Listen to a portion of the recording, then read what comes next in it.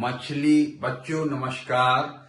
मछली और पानी का हमेशा साथ होता है,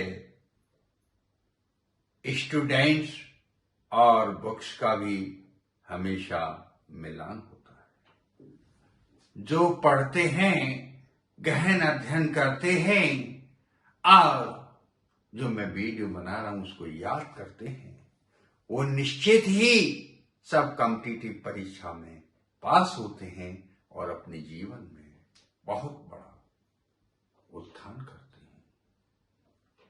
जिसको पढ़ने का शौक होता है उसे जीवन का हीरा प्राप्त होता है। देखिए, असलियत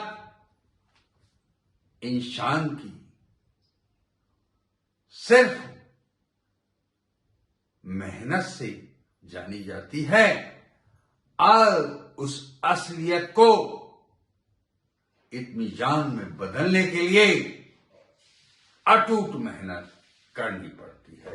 बच्चों, मैं आज आपको रिलेटिव प्रोनाउन पढ़ाने जा रहा हूं। सभी बच्चे बहुत ध्यान से पढ़ेंगे और समझेंगे।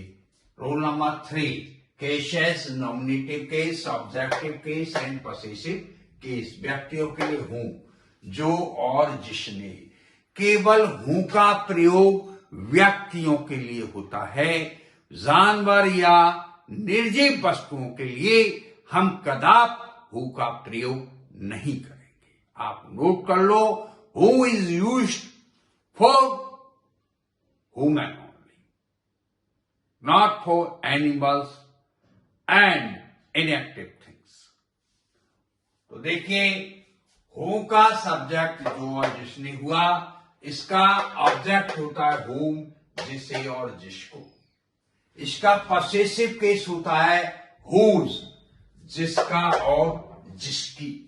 यह हुज व्यक्तियों के लिए भी आता है और जानवर और निर्जीव वस्तुओं के लिए भी हम हुज का प्रयोग कर सकते हैं। ध्यान रखिए, लेकिन हुम का प्रयोग जो है वो सिर्फ इंसान के लिए ही किया जाएगा। बात समझ में आई बच्चों? दूसरा देखिए, जानवर और बेजान के लिए विच, जो और जिसने। जो और जिसने, इसका नॉमिनेटिव केस होता है और इसका ऑब्जेक्टिव भी विच होता है। विच का नॉमिनेटिव केस भी विच होता है और ऑब्जेक्टिव केस यानी कर्म कारक भी विच और कर्ता कारक भी विच और कर्म कारक भी विच होता है। और इसका पॉसेसिव हुज, जिसका, जिसकी, जिसको के लिए प्रयोग किया जाता है। तो इसको आप ध्यान से समझिए। व्यक्ति विधान के लिए दैट नॉमिनेटिव केस में होता है, ये जो का अर्थ देता है हिंदी में, और दैट ऑब्जेक्टिव केस में होता है, जिसके का अर्थ देता है। इसका कोई पॉसेसिव केस नहीं होता।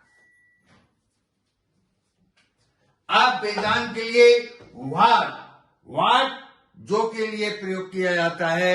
वाट किसके लिए प्रयोग किया जाता है? जो के लिए। और ये नॉमिनेटिव केस में होता है।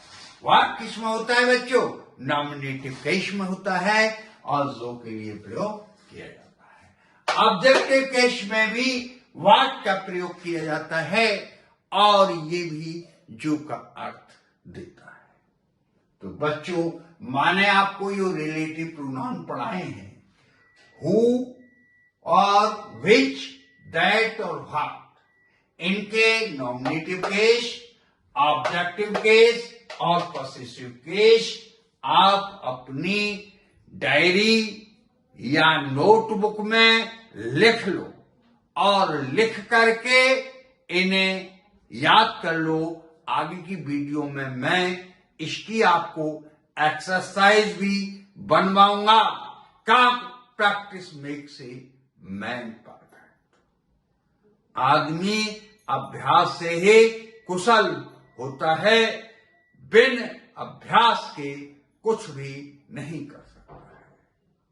तो देखिए बच्चों, इस वीडियो को बहुत ध्यान से पढ़िए और मेरी आपसे अपील है, इस मेरी वीडियो को शेयर, लाइक और सब्सक्राइब करें और कराएं, क्योंकि मैं आपसे पढ़ाने का कोई पैसा शुल्क नहीं ले रहा हूं। सिर्फ मेरा आपसे एक ही अपील है कि मेरी वीडियो को आप ज्यादा से ज्यादा शेयर, लाइक और सब्सक्राइब करें और करें। Thank you. जय हिंद, जय भारत।